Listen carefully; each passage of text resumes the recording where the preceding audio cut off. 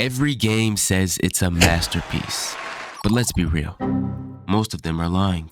Welcome to Good, Great, or Garbage, the series where I play games that you're talking about and some that you probably should have ignored. We're talking new releases, underrated gems, and just some overhyped disasters. And there can only be three outcomes: good, great, or garbage. Please do keep in mind that these are all my personal opinions based on my experience with the game at the time of recording. I may not know everything about the game, so just bear with me. Greetings, Yadanuske's, and welcome to another episode of Triple G. Alright, we switching it up today. We not about to say good, great, or Triple G. Anywho, the game of today is Reawaken, a new anime RPG based off the anime Solo Leveling. Reawaken is currently in a public playtest phase at the time of recording this, and I'm not too sure how long this is actually gonna last, so don't quote me on it. Reawaken currently has around 2,000 active players, over 4,000 favorites, and over 200,000 visits, so it's currently ramping up in attention as time passes and as people actually figure out that this game even exists, because a lot of people were coming onto my live asking if it was just a CC game or if it was released. Bro, I don't know. If you didn't enjoy today's episode, please do subscribe and check out some of my other content, as the YouTube algorithm doesn't push it out and it would help me a ton. With the basic intro out the way, let's hop into our first chapter, the gameplay. And this will be a short chapter because this game's gameplay was just not for me. I found myself trying to like this game more than I was actually enjoying it, if that makes sense. That alone speaks volumes. Hopping into Reawaken for the first time, you're allowed to spin your race and customize some basic aspects of your character, like your name, your gender, and things like that. After that, you put into a quick time event cutscene where you have to crawl for your life like son Genu did in his first early episode of Solo Leveling. After all that's out the way, congratulations. It's time to begin the tutorial, or just play the game. And the reason I say or is because the tutorial literally doesn't help you do anything. It just makes you run from one NPC to another and show you where basic UI options that you could have found on your own actually are. Like, bro, it's not hard to press tab. That's like the whole tutorial. Press tab and go talk to these three NPCs that are each 1,000 meters away from each other. So in a nutshell, it's pretty pointless. I spent more time trying to understand how to progress in Reawaken than I did in Curse Gear. And call me slow if you want, but I was trying to give this game a little more benefit of the doubt. I didn't think it was just gonna be that simple as a type soul quest spam. The gameplay loop in Reawaken is as follows. You pick one of the three pathways that function as your character's so-called job, give you extra quests to farm. Personally, the PvE in this game is not enjoyable whatsoever, so I advise you go Assassin where you can actually PvP other players to progress through the game. After picking your job, to continue progressing, you just pretty much spam mission boards like in Type Soul. There's a few different missions to choose, being Extraction, Subjugation, and Gate Clearing, and there's also world events that spawn every now and then, like gate outbreaks, where loads of monsters hop out of a gate and you're tasked to kill them for a reward. And honestly, that's it. That's all the gameplay is, and if you gon' play this game, I recommend spamming the subjugation missions with a higher level player so you can kill the higher level NPCs for even more XP. And with that done, our next chapter, the game's combat. Now this combat here is what made me not enjoy the game. The combat will be addressed in one chapter explaining both the PvE and PvP, because most of this game is tailored towards its PvP and a lot of people may not understand what I mean, so let me explain.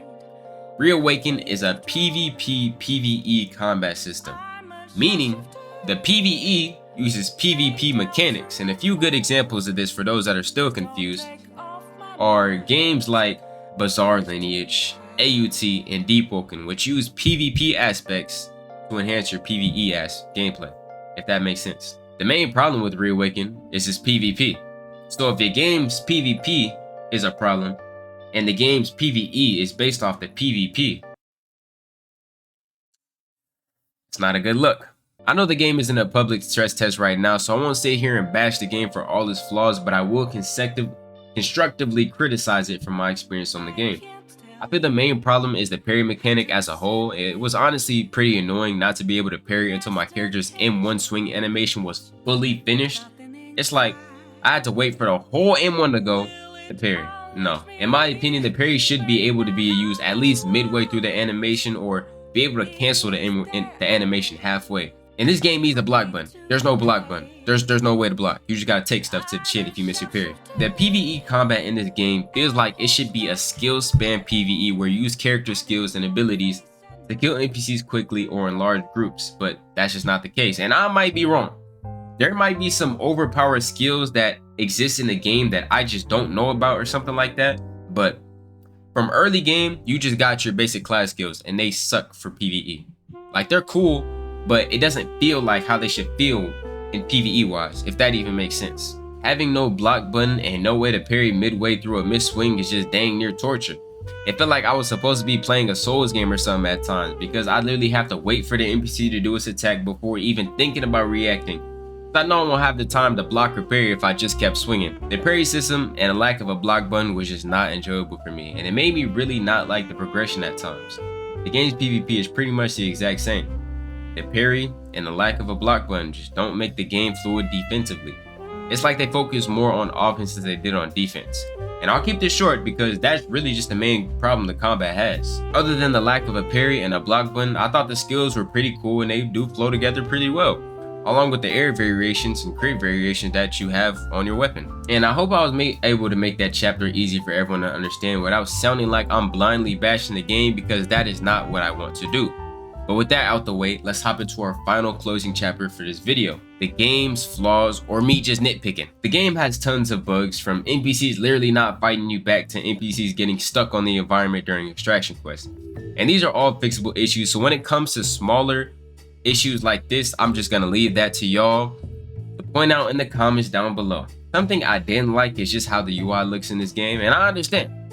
This is preference, it's all purely preference, but I knew from the character customization, I just wasn't gonna rock with it. A lot of the UI from this game reminds me a lot of Ghoul-Re and a few other games that I can't remember off the top of my head. And speaking of inspiration, I can tell this game takes a lot of inspiration out of other games and projects. You know, games like Type Soul and Ghoul-Re. The game felt unoriginal in a lot of aspects, and I'm not talking about the skills, like the air slam that seems a little too similar to Ghoul-Re's air slam, or the assassin skill that seemed a little too oddly familiar to Flash Fang from Type Soul, but the entire game in general. Y'all remember when Devil Hunter dropped?